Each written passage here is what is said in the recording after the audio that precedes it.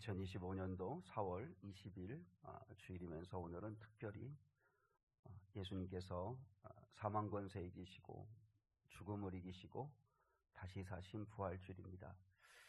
같이 하나님 아버지 앞에 우리 마음을 모아서 부활주일 예배를 하나님께 올려드리겠습니다. 함께 사도신경 고백하겠습니다.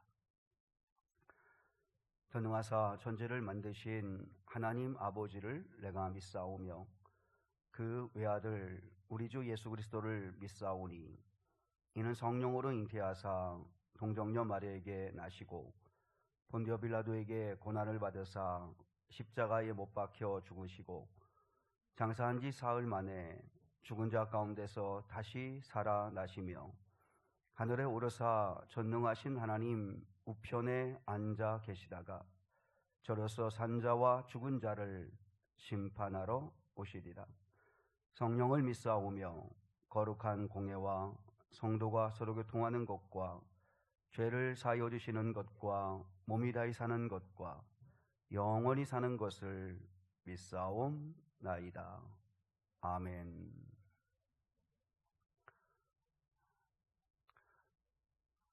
우리 91장 우리 슬픈 마음 있는 사람 예수 이름 믿으면 영원토록 변함없는 기쁜 마음 얻으리.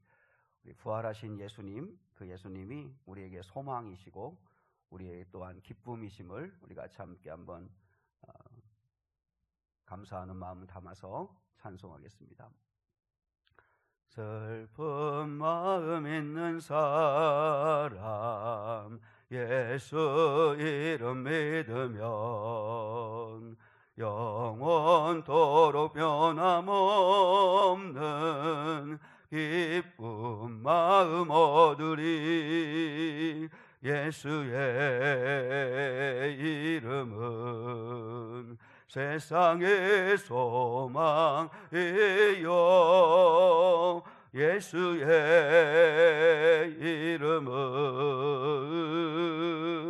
전국의 기쁨일세. 거룩하신 주의 이름 너의 방패 삼으라. 환난 시험 당할 때에 주께 기도드려라. 예수의 이름은 세상의 소망이요 예수의 이름은 전국의 기쁨일세. 존귀하신 주의 이름 우리 기쁨 내도다. 주의 품에 안길 때에 기뻐 찬송 부르리. 예수의 이름은 세상의 소망이요 예수의 이름은 전국의 기쁨일세. 우리 갈 길 다간 후에 보좌 앞에 나아가 왕의 왕께 경배하며 멸류관을 드리리. 예수의 이름은 세상의 소망이요 예수의 이름은 전국의 기쁨일세.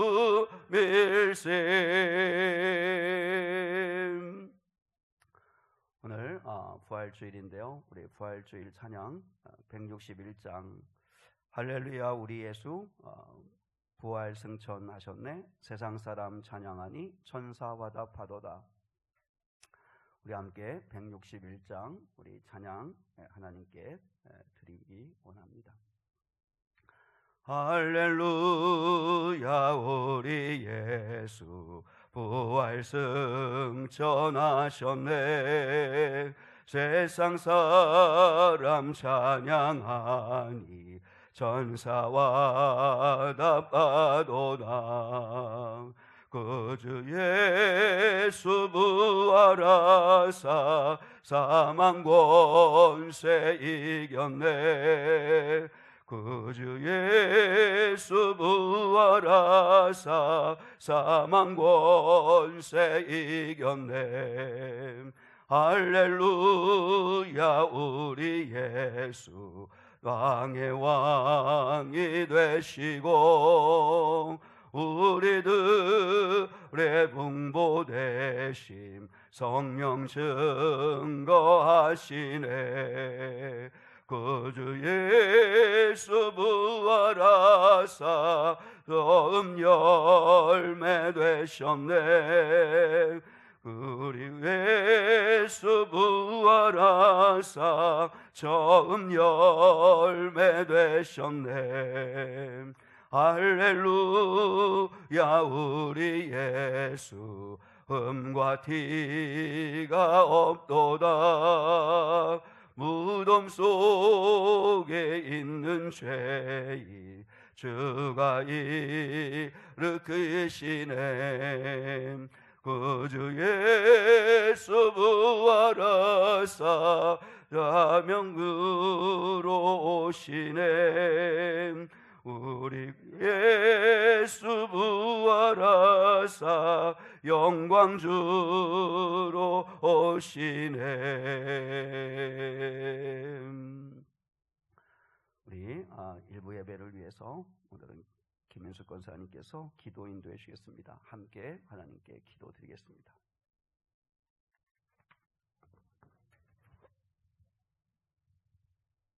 사랑해 주님 감사합니다. 우리를 너무나도 사랑하셔서 십자가를 지시고 또 부활 승리하심으로 우리들에게 영원한 생명을 허락하신 예수님을 찬양하며 감사와 영광을 올려드립니다. 겨우내 얼어있던 땅이 녹고 죽은 것 같았던 나무에서 어김없이 새싹과 꽃들이 피어납니다. 하나님께서 만드신 자연의 신비로움과 아름다움을 통해 창조주 하나님의 신실하심과 사랑을 느끼게 됩니다. 특별히 오늘은 부활절 예배로 드리게 하시니 감사합니다. 오늘 예배 가운데 시들고 힘없이 죽은 것 같았던 우리들의 믿음과 주님을 향한 사랑이 따뜻한 봄날의 새싹들처럼 살아나고 힘있게 자라나기를 소망합니다. 주님, 우리들은 연약하지만 부활 승리하신 주님은 강하십니다. 호시탐탐 우리들의 틈을 노리는 사탄에게 넘어져 울며 쓰러져 있거나 휘둘리며 주님을 놓치고 우리들의 생각대로 살아가는 저희들을 불쌍히 여겨 주시옵소서. 죄와 사망을 이기시고 부활 승리하신 주님이 우리와 함께 하시니 주눅들지 않고 세상에서 당당하게 주의 뜻을 이루며 주님의 자녀답게 살아갈 수 있기를 기도합니다. 우리 교회 열매 은결이 오늘부터 아동부, 중고, 청년 아이들과 다음 세대 자녀들을 위해 기도합니다. 세상에 즐거운 것이 너무나도 많고 우리 아이들의 마음과 생각을 빼앗는 것들이 너무나도 많습니다. 우리 아이들의 영을 지켜주시고 무엇보다 우리 아이들이 삶의 기준이 말씀이 되고 예수님이 될 수 있기를 기도합니다. 살아가다 보면 힘들고 어려운 순간에 주님을 찾는 아이들로 자랄 수 있기를 기도합니다. 교회와 가정의 어른들이 먼저 믿음으로 바로 설 수 있도록 붙들어 주시옵소서. 놀이터로 다비다 반찬 나눔으로 우리 교회의 여러 섬김의 사역들에 은혜 주셔서 주님의 사랑과 복음이 전하여지길 기도합니다. 이를 위해 여러 모양으로 섬김과 헌신하는 분들에게 주님의 넘치는 은혜를 주시옵소서. 어둠을 밝히신 부활의 빛이 우리 미래교회와 성도님들의 각 가정과 일터에 비춰주셔서 절망의 자리에서도 소망을 품게 하시며 불안한 세상 속에서도 믿음으로 견디는 힘을 주시옵소서. 무엇보다 성령의 능력으로 부응하는 우리 교회와 각 가정이 되길 소망합니다. 사랑하는 이병수 목사님과 이기동 부목사님을 위해 기도합니다. 항상 하나님의 마음을 품고 말씀을 전하시는 목사님들께 성령의 지혜와 능력을 부어주시고 영육 간의 강건함을 허락하시고 늘 주님 주시는 기쁨과 평안과 감사가 넘치게 하여 주시옵소서. 목사님들의 가정 또한 주님의 평안과 은혜로 늘 채워주시기를 기도합니다. 이 부활의 날 들려주시는 말씀을 통해 우리 모두가 영과 육이 회복되고 새롭게 거듭나는 은혜를 경험하게 하여 주시옵소서. 감사드리며 부활 승리하신 예수 그리스도의 이름으로 기도드립니다.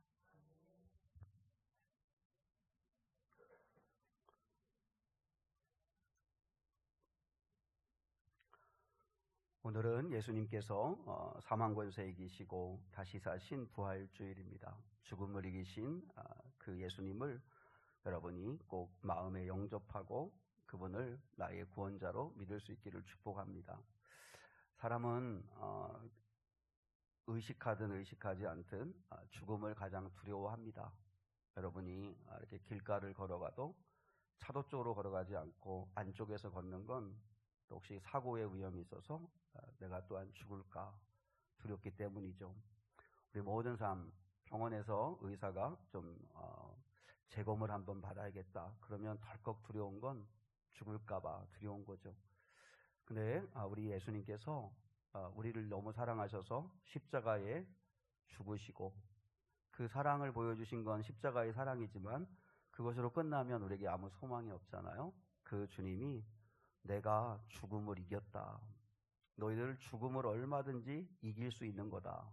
라고 보여주신 게 부활주일입니다. 그래서 예수님이 도마에게 손과 또 옆구리를 보여주신 것도 나를 믿어라. 죽음을 이긴 나를 믿어라. 그리고 그 부활은 예수님이 하나님이심을 뽐내려고 한 게 아니라 우리에게 너도 부활할 수 있다는 소망을 주기 위한 것입니다. 여러분 그렇게 아시고 이 부활절날 우리가 삶이 어떻든지 환경이 어떻든지 여러분 정말 그 죽음을 이기신 주님 앞에 감사하고 소망을 그분에게 둘 수 있는 저와 여러분 될 수 있기를 축복합니다. 오늘은 부활절 감사 주일이고 그래서 1시 20분에 목장 모임을 3층에서 다 함께 모여서 같이 기도하고 그리고 또 오리엔테이션 같이 나누고 그리고 목장별로 오늘 계란전도 하는 시간을 갖도록 하겠습니다. 이렇게 목장별로 나누면 많지 않기 때문에 금방 할 수 있고 끝이 나면 그러면 이제 목장별로 이렇게 가까운 찻집이나 또 아니면 가까운 곳에서 같이 교제도 하시고 그렇게 오늘 부활주일을 좀 목장 모임으로 보낼 수 있으면 좋겠습니다. 1시 20분까지 3층으로 여러분 모이시면 되겠습니다. 그리고 이번 주간 화요일에 우리 충북노회 정기노회가 있는데 또 기억해 주시면 기억 안 해도 돼요. 기억 안 해도 되고 그냥 참고 삼아 제가 잠깐 다녀오는 거니까. 그리고 오늘 부활절 감사 주일을 맞아서 우리 민석기 장로님께서 오늘 맛있는 떡을 또 내주셨습니다. 여러분 먹을 때 맛있게 드시면 좋겠습니다. 혹시 일부 예배를 드리시고 그냥 가시는 분들은 이렇게 부활절을 의미하는 이게 전통이죠. 계란을 나눠주는 건 이렇게 부활주일 어떤 우리의 전통인데 그 계란하고 떡하고 좀 꼭 받아가시면 좋겠습니다. 미래교회 섬기시는 분들에게 하나님의 은혜가 함께할 수 있으면 좋겠습니다. 우리 이렇게 좌우 앞뒤 분과 인사 같이 하십시다. 이렇게 인사하겠습니다. 여러분 삶이 어떠하든지 또 여러분 형편이 어떠하든지 이 시간 이렇게 활짝 미소를 띠고 같이 이렇게 인사하겠습니다. 부활의 주님, 당신의 삶의 소망이십니다. 이렇게 인사하겠습니다. 시작. 부활의 주님, 당신의 삶의 소망이십니다. 네. 정말 예수 그리스도를 여러분의 소망으로, 산소망으로 삼을 수 있기를 축복합니다. 네. 한 사람만 항상 아멘 하는데 한 사람만이 아니라 여러분 다 모두가 다 예수님을 여러분의 산소망으로 삼을 수 있길 바라요. 자, 오늘 주시는 말씀 같이 보시겠습니다. 오늘 주시는 말씀은 요한복음 21장 15절로 22절입니다. 요한복음 21장 15절로 22절 말씀입니다. 주보에도 있고요. 우리 성경은 185페이지 요한복음 21장 15절로 22절 말씀입니다. 한 절씩 받들어 읽겠습니다. 제가 먼저 읽겠습니다. 그들이 조반 먹은 후에 예수께서 시몬 베드로에게 이르시되 요한의 아들 시몬아 내가 이 사람들보다 나를 더 사랑하느냐 하시니 이르되 주님 그러하나이다. 내가 주님을 사랑하는 줄 주님께서 아시나이다. 이르시되 내 어린 양을 먹이라 하시고 또 두 번째 이르시되 요한의 아들 시몬아 내가 나를 사랑하느냐 하시니 이르되 주님 그러하나이다. 내가 주님을 사랑하는 줄 주님께서 아시나이다. 이르시되 내 양을 치라 하시고 세 번째 이르시되 요한의 아들 시몬아 내가 나를 사랑하느냐 하시니 주께서 세 번째 내가 나를 사랑하느냐 하심으로 베드로가 근심하여 이르되 주님 모든 것을 아시오매 내가 주님을 사랑하는 줄을 주님께서 아시나이다. 예수께서 이르시되 내 양을 먹이라. 내가 진실로 진실로 내게 이르노니 내가 젊어서는 스스로 띠뛰고 원하는 곳으로 다녔거니와 늙어서는 내 팔을 벌리리니 남이 내게 띠띠우고 원하지 아니하는 곳으로 데려가리라. 이 말씀을 하심은 베드로가 어떠한 죽음으로 하나님께 영광을 돌릴 것을 가르치심이로라. 이 말씀을 하시고 베드로에게 이르시되 나를 따르라 하시니 베드로가 돌이켜 예수께서 사랑하시는 그 제자가 따르는 것을 보니 그는 만찬석에서 예수의 품에 의지하여 주님을 파는 자가 누구 오니까 묻던 자더라. 이에 베드로가 그를 보고 예수께 여짜오되 주님 이 사람은 어떻게 되겠사옵나이까? 예수께서 이르시되 내가 올 때까지 그를 머물게 하고자 할지라도 내게 무슨 상관이냐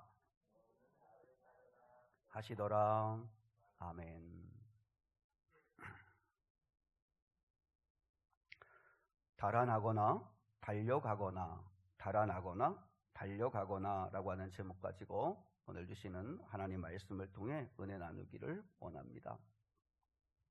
이순신 장군이 명랑해전에서 12척의 배로 일본의 수군과 싸워 큰 승리를 거두었다는 사실은 여러분이 믿으나 믿지 않으나 여러분의 삶에 크게 달라지는 건 없습니다. 아브라함 링컨이 남북전쟁에서 승리하고 노예 해방 운동을 펼쳤다는 것을 여러분이 믿든지 믿지 않든지 여러분의 삶이 변화되는 데에는 별로 그렇게 영향받지 않습니다. 그러나 예수님이 부활하셨다는 것을 믿느냐 믿지 않느냐는 나의 삶을 송두리째 달라지게 하는 것입니다. 여러분, 예수님이 십자가에서 나의 죄 때문에 죽으시고 사흘 만에 사망 권세에 이기시고 다시 사셨다, 죽음을 이기셨다, 죽음을 극복하는 걸 주님께서 첫 열매로 보여주셨다라고 하는 걸 여러분이 지적으로 동의한다고 해서 여러분의 삶이 바뀌지는 않습니다. 그 부활하신 주님을 여러분 안에 모시고 그리고 그 예수님을 인격적으로 만난 사람은 반드시 삶에 변화가 나타나기를 시작합니다. 부활하신 예수님이 부활하셨다는 가장 확실한 증거가 뭐냐? 그건 부활하신 주님을 만난 사람들은 변화되었다는 거예요. 변화되었다. 부활하신 주님을 가장 먼저 만났던 막달라 마리아, 그렇게 슬픔 가운데 울었던 막달라 마리아가 기쁨으로 예수가 부활했다는 것을 전합니다. 의심 많아서 절대로 믿지 못하고 했던 도마, 그리고 낙심해서 엠마오로 내려가던 두 제자들, 예수 믿는 사람들을 다 잡아 가두고 죽이려고 핍박했던 바울, 그리고 오늘 본문에 3번이나 예수를 부인하고 저주하고 맹세까지 했던 베드로까지 다 변화되었습니다. 여러분, 성경은 항상 삶을 늘 추적하는데 그래서 그들이 어떤 단편적으로 배신했다, 실패했다, 넘어졌다, 불신했다 그걸로 끝나는 게 아니고 그의 삶을 쭉 파노라마처럼 연속성으로 선으로 입체적으로 그의 삶을 추적해 보면 결국은 변화되었다는 거죠. 변화되었다. 그 이후 기독교 2000년 역사 속에서 예수를 만났던 사람들은 도마에게 예수님이 보지 않고 믿는 자들이 복되다고 하시는 말씀대로 예수님을 믿는 사람들, 예수님을 만난 사람들, 그들은 다 변화되었습니다. 저도 마찬가지고요. 또 계속 변화되고 있고요. 예수님이 베드로를 처음 만나는 장면이 누가복음 5장에 나와요. 그리고 3년 뒤에 예수님이 또 베드로를 찾아가서 만나시는데, 그건 요한복음 21장 오늘 본문에 나오는 이야기예요. 3년 전이나 3년 후나 예수님이 베드로를 만나주시는 그 장면이 보면 재미있는 부분이 있어요. 아주 흡사해요. 먼저 누가복음 5장에 3년 전에 예수님을 처음 만났을 때, 처음 만나주실 때하고, 또 예수님이 3년 뒤에 또 부인하고 배신했던 그 실패했던 베드로를 다시 만나주실 때하고 그 장면이 아주 흡사해요. 첫 번째는 무대가 갈릴리 바다예요. 무대가 갈릴리 바다고, 그리고 3년 전이나 3년 후나 밤새도록 고기를 잡았는데 한 마리도 잡지 못하던 밤을 보내요. 그리고 예수님이 이렇게 그 지점을 지적해 주세요. 그래서 깊은 데로 가서 던져라, 오른쪽에 던져라. 예수님의 지시를 받아서 고기를 잡아요. 그리고 예수님 말씀대로 순종했더니 만선을 이루는 그런 은혜를 누린다 하는 게 누가복음 5장에 3년 전에 만났을 때나 3년 후에 또 갈릴리 바다에서 예수님을 만났을 때나 똑같은 일이 벌어져요. 그런데 차이점이 하나 있어요. 차이점. 누가복음 5장에서 예수님을 알아본 베드로의 반응은 뭐였냐면, 주여 나를 떠나소서, 나는 죄인이로소이다. 주여 나를 떠나소서, 나는 죄인이로소이다. 자신은 죄인이기 때문에 차마 주님께 가까이 갈 수 없다며 뒤로 달아나는 베드로의 모습을 봅니다. 달아나는 베드로의 모습. 그러나 요한복음 21장에서 보면 예수님이다라는 것을 알아보고 난 다음에는 최대한 빨리 예수님께 달려가는 베드로의 모습을 봅니다. 자, 요한복음 21장 7절, 우리 주보에 있어요. 요한복음 21장 7절 같이 한번 읽겠습니다. 시작. 예수께서 사랑하시는 그 제자가 베드로에게 이르되 주님이시라 하니, 시몬 베드로가 벗고 있다가 주님이라 하는 말을 듣고 겉옷을 두른 후에 바다로 뛰어내리더라. 배가 바닷가에서 한 1km 정도 떨어져 있었다고 하는데, 근데 베드로는 예수님을 빨리 만나고 싶은 마음에서, 원문에 보면 베드로가 바다로 뛰어내렸다, 물속으로 뛰어내렸다 이렇게 이야기하는데, 원문을 보면 자신을 던졌다 이렇게 표현되어 있어요. 그러니까 베드로는 수영해서 또 그리고 물살을 헤쳐서 주님께 달려나가고 있는 모습을 보여주고 있다는 거죠. 이 베드로의 모습을 보면서 신앙에는 중간지대는 없다, 둘 중에 하나다라는 거예요. 주님이시다라는 것을 알아보고 주님 앞에서 달아나거나 아니면 달려가거나 둘 중에 하나다라고 하는 것입니다.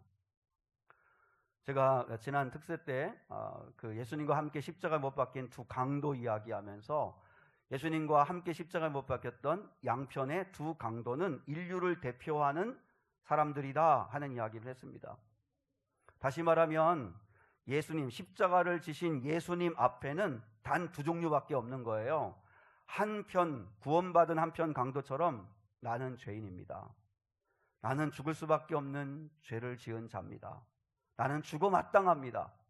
그러나 당신은 나를 구원하실 수 있는 분이십니다. 당신의 나라에 이르실 때 나를 기억해 주십시오 하고 예수님을 영접하는 사람, 그 사람이 한 종류의 사람이고, 그리고 구원받지 못한 또 한편의 강도처럼 끝까지 자기의 죄를 인정 안 하고, 그리고 예수님을 거절하는 사람, 둘 중에 하나예요. 여러분, 신앙에는 중간지대는 없어요. 제3의 방법은 없어요. 베드로처럼 주님께 달려가든지 아니면 달아나든지, 아니면 오늘 그 양편의 강도처럼 예수님을 영접하든지 예수님을 거절하든지 둘 중에 하나예요. 여러분, 오늘 우리가 부활주일을 맞아서 하나님께 예배를 드립니다. 오늘 부활주일 맞아 예배를 드리는데 여러분이 이 시간에 교회로 달려 나오셨는데 여러분의 마음도 주님께 달아나지 말고 달려나가는 저와 여러분 될 수 있기를 축복합니다. 혹시 여러분이 어떤 죄를 지었든지 어떤 두려움과 걱정과 근심이 가득하든지 어떤 눌림이 있든지 어떤 상황을 맞이하든지 여러분 달아나지 마십시오. 주님께 달려가십시오. 주님께 달려나가서 주님 앞에 쏟아 놓으십시오. 찬송 가사 가운데 후렴 부분에 그런 찬송이 있어요. 믿고 뛰어나아가. 주님께 믿고 뛰어나아가. 그리고 주님 앞에 다 죄를 쏟아놓고 그리고 주님의 용서를 구한다는 거죠. 오늘 본문은 주님께 달려나온 베드로가 어떻게 회복되었는가를 말씀하시는 장면입니다. 부활하신 주님께서 배신했던 실패했던 베드로를 만나주시고 그리고 그 베드로를 일으켜주시고 다시 달려갈 수 있도록 힘을 주시는 그 주님의 모습을 오늘 우리가 보게 됩니다. 주님께서 베드로를 만나셔서 거두절미하고 세 가지를 물으셨습니다. 네가 나를 사랑하느냐? 네가 나를 사랑하느냐? 그때 베드로는 사랑한다고 대답을 했습니다. 사랑한다고. 그리고 그 베드로를 주님께서 네가 나를 사랑한다면 이렇게 살아줬으면 좋겠다고 말씀하신 게 오늘 본문의 이야기입니다. 자, 오늘 본문에 여러분 네가 나를 사랑하느냐? 예, 주님 제가 사랑합니다. 할 때 이 사랑을 여러분이 좀 더 여러분이 이해하기 쉽게 진심이라고 하는 말로 바꾸면 됩니다. 진심이라는 말로 바꾸면 이렇게 내용을 다시 구성할 수가 있어요. 다 나를 버려도 너만은 버리지 않겠다던 그때 그 말이 진심이었냐? 베드로가 대답하죠. 예, 주님 진심이었습니다. 지금도 나를 사랑하는 마음이 진심이냐? 예, 주님 진심입니다. 그러면 앞으로 나를 진심으로 사랑하겠느냐? 예, 주님 진심으로 사랑할 겁니다. 이게 오늘 본문의 내용을 이렇게 한번 바꿔볼 수 있는 거예요. 베드로는 진심이었어요. 베드로가 주님 앞에 약속한 거, 자기 의지를 보인 거, 그거 여러분 남들한테 잘 보이려고 그렇게 한 게 아니라 그때만큼은 진심이었어요. 근데 그걸 몰랐어요. 그 진심을 지켜낼 실력이 없었다는 걸 몰랐어요. 우리도 마찬가지예요. 저도 주님께 진심이 있습니다. 근데 그 진심을 지켜낼 실력이 없어요. 우리는 그 진심을 지켜낼 실력이 없어요. 상황 앞에 무너지고 형편 앞에 무너지고 그게 우리예요. 우리. 내가 위기를 만나면 또 딴소리하고 배신하고 넘어지고 우리는 진심을 지켜낼 능력이 안 돼서 자꾸 넘어지고 실수하고 실망스러운 행동을 보일 때가 있다는 거예요. 그럼에도 불구하고 주님은 따져 묻지 않으시고 그 진심을 확인하신다는 것입니다. 여러분, 사순절을 맞아서 우리가 12번의 새벽 예배를 드렸습니다. 그리고 지난 주간은 고난주간 특별 새벽 예배도 했고 금요일 날은 성금요일이라서 특별 새벽 예배 때 성찬식도 했고 그리고 오늘도 우리가 주일 부활절 감사 예배도 드립니다. 근데 사실 우리 성도들한테 참 미안한 건 뭐냐면 우리 교회 예배는 사실 특세할 때도 마찬가지고 모든 전국에 있는 모든 교회들이 다 특세하고 다 고난주간을 기리고 오늘 부활주일 감사 행사도 다 하고 하는데 근데 사실 우리 교회는 그런 일들을 하지만 세련됨이 없습니다. 그리고 무슨 거기에 참 그 교회들 보면 음악과 조명과 그리고 실력 있는 찬양단 아주 정말 완벽하게 갖추어 짜진 어떤 그런 연극 같은 그런 공연도 그런 예배를 만들어내죠. 근데 우리는 사실 그런 세련됨이나 그런 완성도나 우리가 그런 거 없습니다. 조명이 있습니까? 반주가 있습니까? 우리가 그런 부분들이 많이 부족해요. 근데 그때 제 마음에 이런 마음이 드는 거예요. 그러나 성도 한 사람 한 사람이 진심을 가지고 예배하고, 진심을 가지고 교회를 나오고, 진심을 가지고 사람들을 대하고, 진심이라면 하나님은 큰 영광 받으시겠다. 여러분, 가장 좋은 건 막 무드가, 막 분위기가 너무 좋아요. 막 환경이 너무 좋아. 근데 진심이 아니야, 상대가. 그러면 여러분, 그게 뭐가 행복해요? 물론 그것도 있고 이것도 있으면 참 좋겠지만, 중요한 건 뭐냐면 우리의 진심이죠.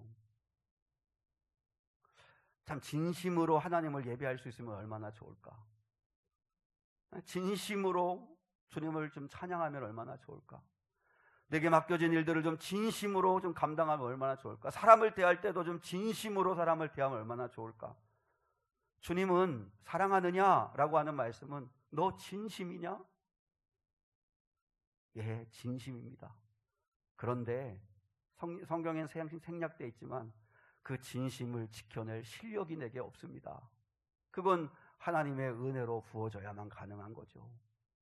그리고 계속 실패자로 넘어지는 자로만 베드로가 남아있지 아니하고 어떻게 영광 돌렸는지 우리가 잘 알고 있잖아요. 베드로가 진심으로 대답합니다. 예, 제가 주님을 진심으로 사랑합니다.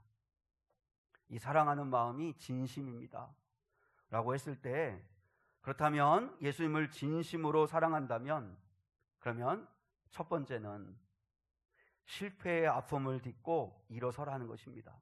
실패의 아픔을 딛고 일어서라. 요즘 여러분, 전 보지는 않았지만 근데 이렇게 듣고 이렇게 좀 찾아봤는데, 승부라는 영화가 요즘 있잖아요, 그죠? 그 조은현 구단과 그리고 이창호 구단의 그 이야기를 담은 승부라고 하는 영화가 있습니다. 근데 그 조은현 구단이 이제 이창호라고 하는 어린아이를 집으로 데려와서 먹이고 재워주고 그러면서 바둑을 가르칩니다. 수년 동안 먹여주고 입혀주고 혼신의 힘을 다하여서 모든 걸 아낌없이 전수해 줍니다. 바둑을 가르칩니다. 그 집에 내려와서 이렇게 가르치는 제자를 바둑계에서는 내제자라고 합니다. 내제자. 그러니까 내 안에 이렇게 들인 제자. 이 영화의 절정은 세계 바둑 선수권 대회 결승전에 이 스승과 제자가 붙은 거예요, 결승에. 그래서 5판을 이제 3선승제로 하는데 2대2 상황에 마지막 판 5번째 판을 하게 된 거예요.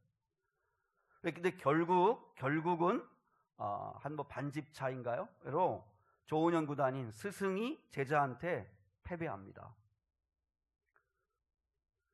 그리고 그 이후로 이제 계속 패배하면서 이 조은현 구단이 가지고 있었던 모든 그 바둑의 왕좌를 하나씩 다 내어주게 됩니다, 제자한테. 그러니까 뺏기는 거죠, 패배했으니까. 그때의 심리와 갈등을 그린 영화가 이제 승부라고 하는 영화입니다. 여러분, 그렇지만 청출어람이라고 제자가 스승을 실력으로 넘어서는 건 그래도 박수 쳐줄 수 있고, 그리고 그래도 견딜 수 있는 거죠. 그런데 여러분, 예수님의 경우는 전혀 달라요. 지난 3년 동안 내 제자로 삼은 12제자들, 먹여주고 재워주고 함께했던, 마지막 진해까지 혼신의 힘을 다하여서 아는 것을 다 전해주었던 제자들에게 버림을 받습니다. 한 제자는 돈을 받고 예수를 팔아버립니다. 그리고 내 제자와 같은 베드로는 예수님을 공개석상에서 3번이나 모른다, 그리고 저주하고 맹세까지 하는 배신자였습니다. 여러분, 이제 그 주님이 죽음을 이기시고 부활하셔서 갈릴리 바다로 제자들을 만나러 가신 거예요. 그리고 이제 모닥불을 중심으로 해서 그 예수님과 제자들이 둘러 앉아있는 그 상황에 누구도 말 한마디를 못하고 있는 그 침묵이 흐르는 그 어색한 상황입니다. 여러분, 사람은요, 보통 같으면 배신자를 대할 때 셋 중에 하나랍니다. 배신자를 대하는 태도는 셋 중에 하나. 첫 번째는 욕설을 퍼붓거나 얼굴을 한 대 주먹을 날리거나, 그죠? 정말 원수 같은 그런 배신자 만나면 보통 같으면 욕설을 퍼붓거나 주먹을 날리는 거죠. 좀 더 나은 사람은 어떻게 하냐면 왜 그랬느냐 묻고 따지는 거죠. 왜 배신했냐? 너 어떻게 그럴 수 있냐? 그렇게 호언장담해 놓고서 어떻게 그럴 수 있냐? 이렇게 따져 묻는 거죠. 그것보다 더 좀 나은 사람은 과거는 더 이상 문제 삼지 않겠다. 불문에 붙이고 두 번 다시는 배신자로 살지 마라. 그렇게 인생 살면 안 된다. 따끔하게 타이르는 사람이 있을 수 있겠죠. 그런데 예수님은 그 배신자들인 제자들을 위해서 어떻게 하셨어요? 불을 피워놓고 그리고 아침 조반을 준비하셨어요.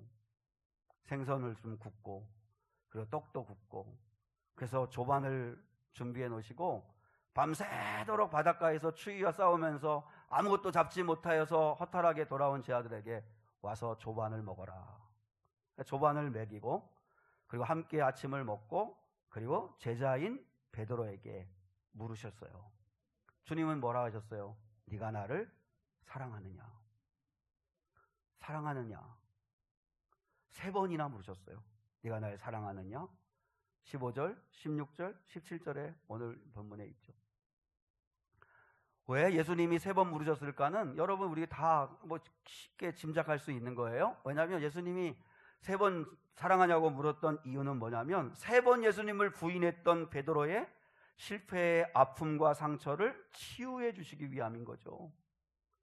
베드로는 한 번도 아니고 3번이나 예수님을 부인했던 자기가 너무 미워가지고 밖에 나가서 심히 통곡합니다.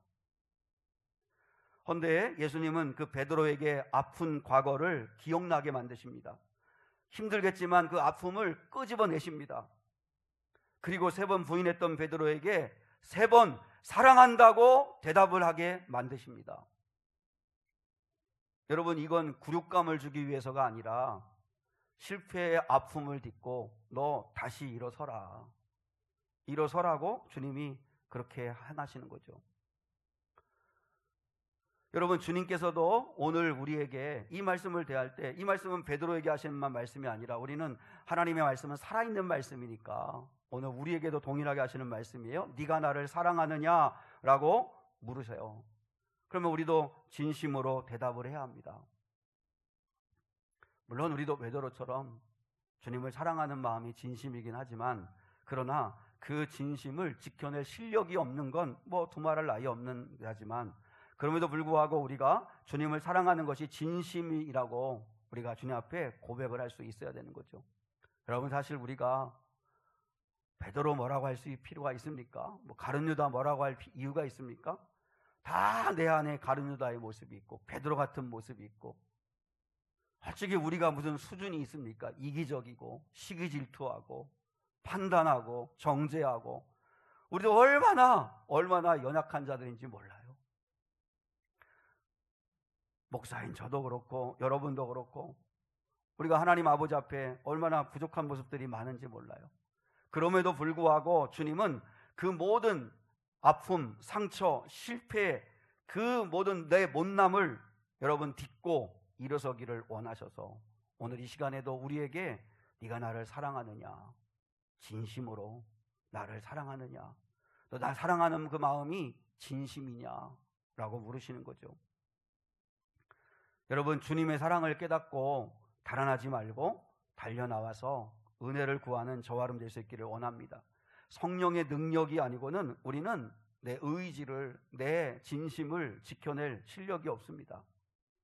주님, 나의 아픔을 치료하시고 나의 연약함을 치료하시고 내게 세임 주셔서 나도 주님께 달려나갈 수 있는 그런 은혜를 내게 베풀어 주시옵소서 하고 기도하는 저와 여러분이 될 수 있기를 축복합니다. 두 번째, 주님을 사랑한다면 자기를 부인하고 주를 따라야 한다라고 말씀하십니다. 자, 우리 18절 한번 볼까요? 본문 18절 시작. 내가 진실로 진실로 내게 이르노니 내가 젊어서는 스스로 띠띠고 원하는 곳으로 다녔거니와 늙어서는 내 팔을 벌리리니 남이 내게 띠띠우고 원하지 아니하는 곳으로 데려가리라. 베드로가 크게 넘어지기 전까지는 여러분 베드로는 의기양양했습니다. 나는 할 수 있다. 누구보다도 나는 자신 있다. 난 누구보다도 주님 사랑한다. 다 주님 버려도 나는 그렇게 하지 않을 거다. 여러분 그건 진심이었습니다. 정말 그렇게 할 수 있다고 자신했습니다. 근데 자신이 마음먹은 대로 다 할 수 있을 거라고 생각했고 자신만만했는데 3번이나 주님을 부인하는 실패를 경험하고 난 뒤에 베드로가 깨달은 게 뭐예요? 나는 아무것도 아니구나. 자기를 비로소 부인하게 될 수 있었다는 거죠. 그 전까지는 자기 확신 가운데 있었어요. 여기서 오늘 본문에 보면 18절에 보면 그래서 대조되는 게 뭐예요? 젊어서는 이란 말과 늙어서는 이란 말인데 여기서 젊어서와 늙어서는 나이를 말하는 게 아니에요. 20대 저희는 젊은이들이고 그 다음에 뭐 60대 70대는 늙은이고 그런 뜻이 아니고 힘을 뺐느냐 빼지 않았느냐의 그 이야기예요. 젊어서는 이란 말이 뭐예요? 힘이 잔뜩 들어가 있는 거죠. 그래서 내 스스로, 내 힘, 내 의지, 내 노력, 내가 할 수 있다. 내 약속 지킬 수 있다. 나는 얼마든지 그럴 수 있다. 힘이 잔뜩 들어가 있는 게 젊어서는이죠. 젊어서는. 그러니까 어떻게 해요? 자기 의지대로 살잖아요. 스스로 띠띠고 허리띠를 하고 내가 가고 싶은데 내가 원하는데 가는 그런 삶을 살았다는 거죠. 지금까지는. 그런데 늙어서는이라는 건 뭐예요? 여기는 성숙해졌다는 거예요. 깨졌다는 거예요. 실패를 경험하고 나면서 베드로는 깨졌어요. 내가 큰 소리 친다고 해서 그 큰 소리를 내가 지켜낼 능력이 없는 거구나. 순간순간마다 주님 의지하고 은혜 구하면서 가야 되는 거지 뭐 큰 소리 칠 게 있나? 그래서 늙어서는 남이 내게 띠띠우고 원하지 아니한 곳으로 너를 데려가리라. 이건 뭐 이제 십자가의 죽으심을 이야기하는 것도 있겠지만 이제 남은 인생의 베드로의 삶에 있어서 힘을 쫙 빼고 자아의 힘이 다 빠진 거죠. 나는 죽고 내 안에 예수가 살게 된 거죠. 그러면서 늘 고백하는 거예요. 주님이 해주셔야 할 수 있습니다. 주님이 아니고는 저 안 됩니다. 내 안에 계신 주님이 나를 사용해 주시고 행하여 주십시오. 그렇게 맡기고 그렇게 살아가는 삶, 그게 바로 베드로의 삶이었던 거죠. 여러분, 하나님의 일하시는 놀라운 방법이 뭔지 알아요? 질그릇에 보배를 담으시는 거예요. 여러분이 질그릇 되는 거를 두려워하지 말아요. 금이 가고 그 다음에 금방 깨지기 쉽고 낡고 그리고 별 볼 일 없는 질그릇인데 그 질그릇에 보배를 담으세요. 그게 바울의 고백이잖아요. 질그릇 같은 나의 안에 예수 그리스도의 보배를 담았다. 질그릇이 깨져야 보배가 드러나는 거기 때문에 내가 질그릇이라는 것을 너무 창피하게 생각하고 두려워할 게 없어요. 내 안에 보배이신 그리스도가 있으면 돼요. 그 그리스도가 드러나면 영광이 나타나는 거예요. 내가 안 깨지니까, 그러니까 예수가 드러나지를 못하는 거죠. 모세를 봐요. 모세 40세 때, 모세가 120세를 살았는데 모세가 40세 때는 I am something, 나는 특별한 존재다. 애굽의 왕자였죠. 애굽의 나라의 왕자였죠. 그리고 혈기왕성했죠. 그리고 주먹으로 애굽의 관리를 쳐 죽일 수 있는 능력, 실력이 있었죠. 그러니까 뭐든지 할 것 같았어요. 힘이 바짝 들어가 있는 혈기왕성한 젊을 때였어요. 근데 그때 하나님은 모세를 쓰시지 않습니다. 왜냐면 모세가 드러나니까, 모세가 자기 힘으로, 자기 실력으로, 자기 멋대로 할 거니까 하나님은 쓰시지 않습니다. 그리고 모세를 미디안 광야로 집어넣으셔서 40년 동안 거기서 아무것도 아닌 존재인 것으로 그를 힘을 뺍니다. 그리고 80세가 되어서 주님이 그 떨기나무 가운데 찾아오셔서 하시는 말씀이 뭐예요? 그래서 이제 내가 애굽으로 가서 이스라엘 백성들을 구원해내라 하는 말씀 앞에서 고백하는 게 뭐예요? I am nothing, 나는 아무것도 아닙니다. 내가 뭘 할 수 있습니까? 네 손에 있는 게 뭐냐? 지팡이 하나입니다. 이 말라 비틀어진 지팡이 하나, 내가 그것으로 너를 통해 역사하리라. 여러분, 하나님이 모세를 언제 쓰세요? 늙어서는. 늙었을 때. 늙었을 때 뭐예요? 나는 아무것도 아닙니다. 주님이 하셔야 합니다. 나는 죽었습니다. 내 안에 주님이 사십니다. 주님이 하셔야 합니다. 주님이 도우셔야 합니다. 주님이 하시지 않으면 안 됩니다. 그 진심이 있을 때 주님은 쓰신다는 거죠. 여러분, 우리가 질그릇이라는 것을 두려워하지 마십시오. 나는 왜 이렇게 가정이 이렇고, 나는 왜 이렇게 내 실력이 이 모양이고, 내 모습 보면 진짜 질그릇 같죠. 금그릇, 은그릇 같으면 좋겠는데 너무 못난 질그릇 같죠. 괜찮아요.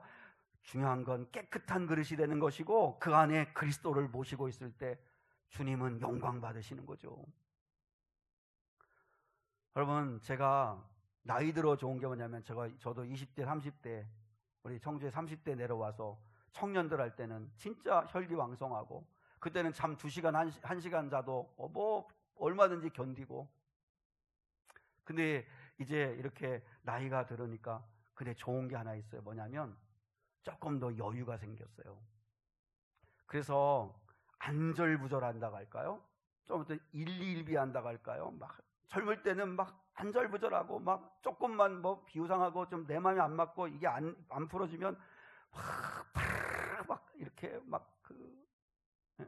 하고 그랬던 모습이 있는데, 지금은 좀 느긋함이 좀 있는 것 같아요.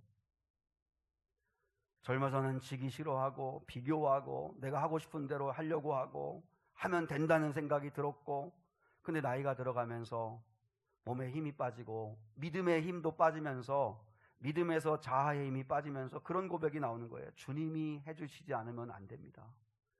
주님이 붙들어주지 않으시면 안 됩니다. 주님이 은혜 주시지 않으면 안 됩니다. 아마 우리 집사람한테 물어봐도 지금의 제가 훨씬 좋다고 할 거예요. 30대, 40대보다. 그때는 좀 지랄 맞았거든요. 근데 지금은 참 그래도 많이, 그지 성주야? 많이 이렇게 성숙, 힘이 많이 빠졌잖아, 그지?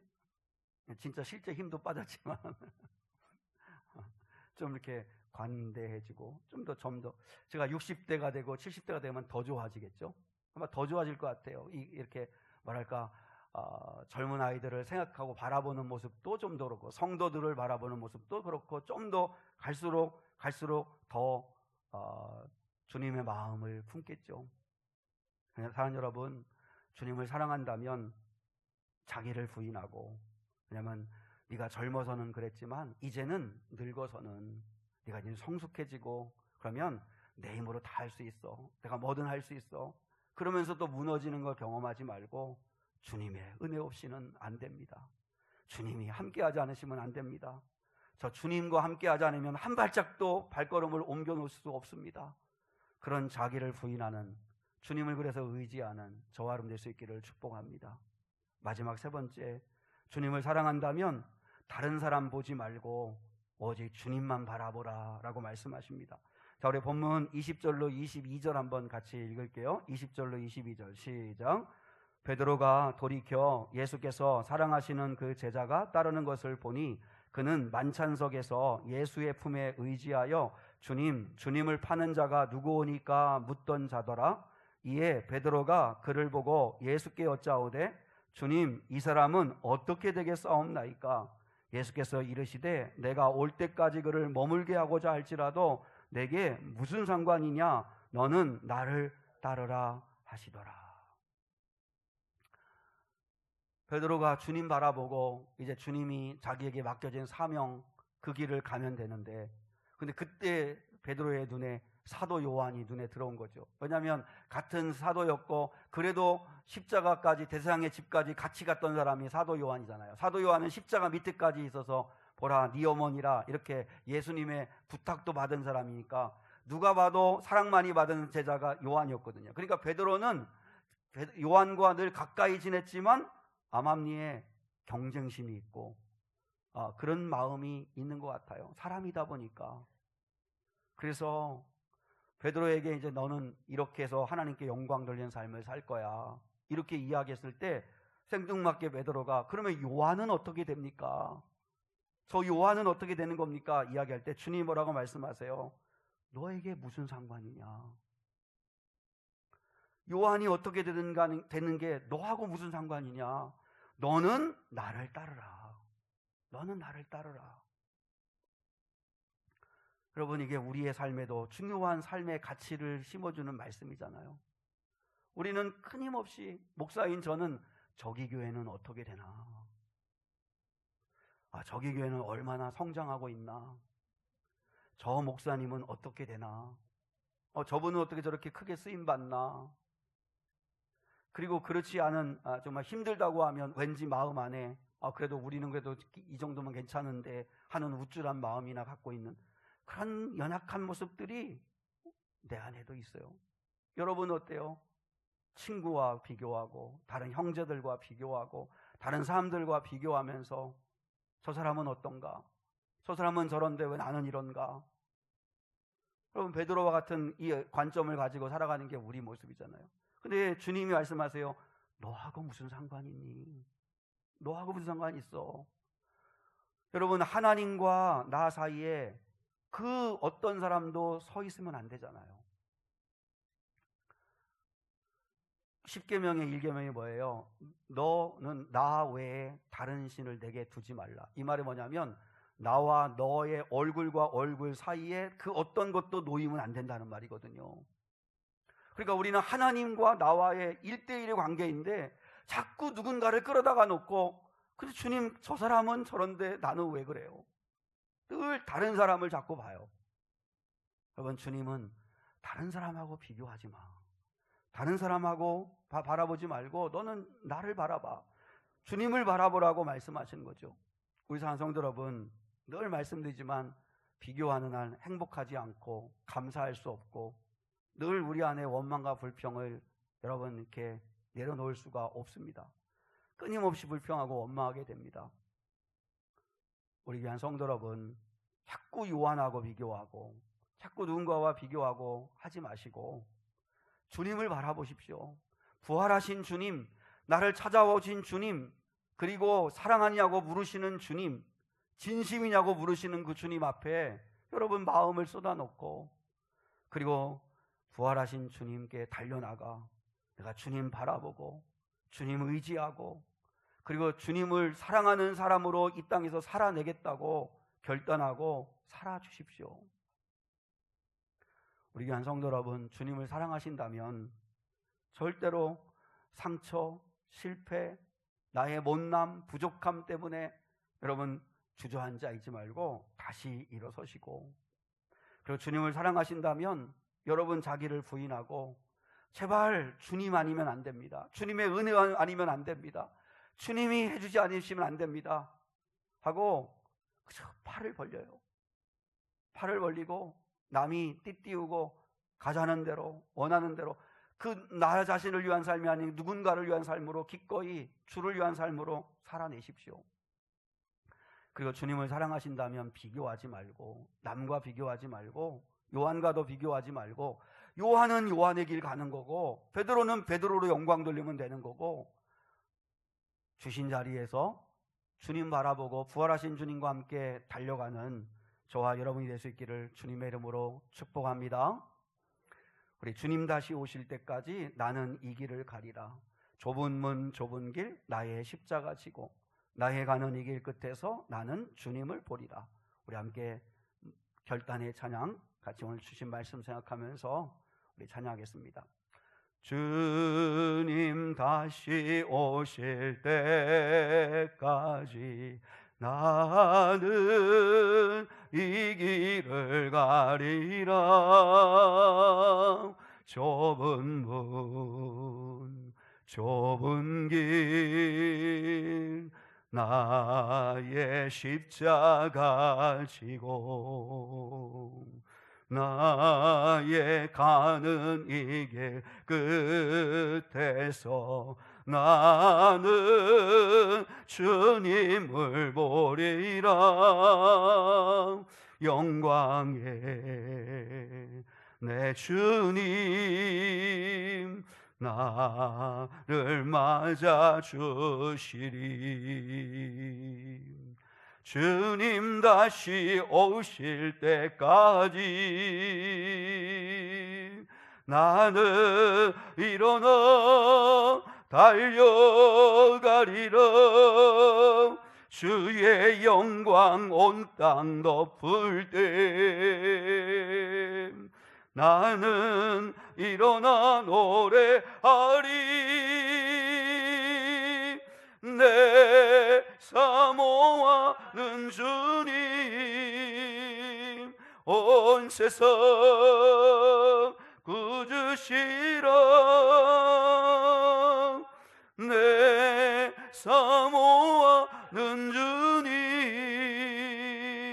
영광의 왕이시라. 주님 다시 오실 때까지, 주님 다시 오실 때까지 나는 일어나 달려가리라. 주의 영광 온 땅 덮을 때 나는 일어나 노래하리. 내 사모하는 주님 온 세상 구주시라. 내 사모하는 주님 영광의 왕이시라.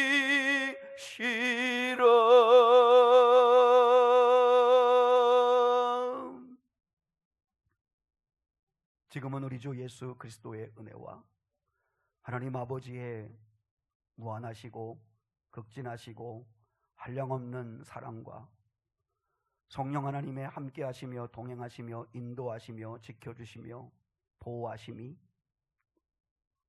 오늘 부활주의를 맞아 하나님 앞에 감사 예배를 올려드리는 예배자들 위에 무엇보다 주님을 진정으로 사랑하느냐고, 그 사랑하는 마음이 진심이냐고, 그러나 그 진심을 지켜낼 실력이 없어서 무너졌던 그 베드로에게 회복의 은혜를 주신 것처럼 저희에게도 동일하게 회복해 주시기를 원하시는 놀라우신 은혜가 오늘 이곳에 모인 사랑하는 예배자들 위에, 이들의 가정과 삶과 섬기는 교회 위에 이제로부터 영원까지 함께 하시기를 간절히 축원하옵나이다.